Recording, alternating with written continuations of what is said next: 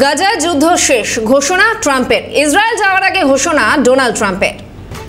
গাজায় যুদ্ধ শেষ ঘোষণা করলেন ডোনাল্ড ট্রাম্প। ইসরায়েল যাওয়ার আগে ঘোষণা করলেন তিনি। এটি নিয়ে অষ্টম যুদ্ধ থামিয়েছেন তিনি, এমনটাই দাবি করছেন মার্কিন প্রেসিডেন্ট ডোনাল্ড ট্রাম্প।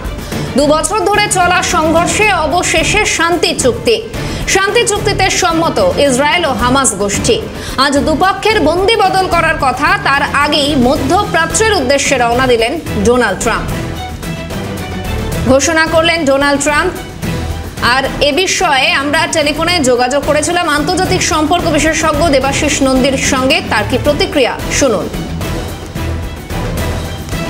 যুদ্ধ বা বিবাদ সৃষ্টি করে বিবাদকে মেটানো, সিজফায়ার করা, কখনো শান্তি চুক্তি করা, এগুলো হচ্ছে ট্রাম্পের একটা স্ট্র্যাটেজি। এবার দেখুন ইউক্রেন এটা হচ্ছে, আমেরিকায় অস্ত্র সাপ্লাই করছে ইউক্রেনকে, আবার বলছে রাশিয়ার যে তেল খনিজ গুলো রয়েছে সেগুলো আক্রমণ করতে।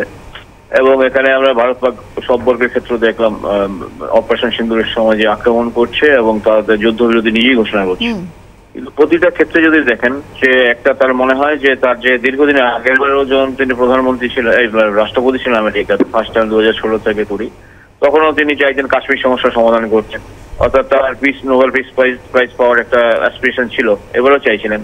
এখন এইবার যে পিস প্রাইজ ঘোষণা হলো, এখানে বলা হয়েছে যে 2025 জানুয়ারি পর্যন্ত নমিনেশন নেওয়া হয়েছে, এরপরে নেওয়া হয়নি। তার যে কৃতিত্ব তিনি দেখাচ্ছেন তার পরবর্তীকালে দেখাচ্ছেন, কারণ তার আগে জানুয়ারির আগে তিনি একমাত্র হয়নি তিনি প্রেসিডেন্ট পদে ছিলেন। সুতরাং তিনি আশা করছেন 2026 যখন ঘোষণা হবে তার নামটি থাকবে।